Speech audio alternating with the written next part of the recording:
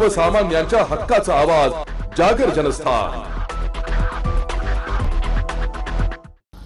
Police Naik Deepak Sudhakar केदारे यांचे हृदयविकाराच्या झटक्यानं निधन झालंय।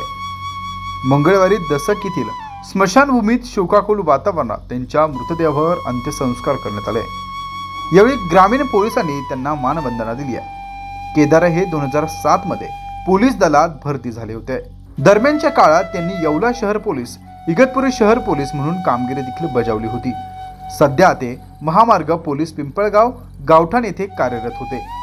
31 डिसेंबरला मध्यरात्री त्यांना हृदयविकाराचा झटका आला आणि त्यात त्यांचा मृत्यू झालाय।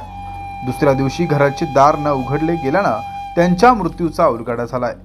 घरात ते एकटेच असल्याचं सांगण्यात आलं होतं। त्यांच्या पश्चात आई, पत्नी, 2 मुले, भाऊ, बहीण असा परिवार आहे। पोलीस नाईक दीपक केदारे यांचं हृदयविकाराच्या झटक्यानं निधन झालंय। केदारे हे नाशिक ग्रामीण पोलीस दलात कार्यरत होते। केदारे यांचं निधन झाल्यानं नाशिक ग्रामीण पोलीस दलात हळहळ व्यक्त केली जाते। जागर जनस्थानसाठी संदीप नवसे, नाशिक।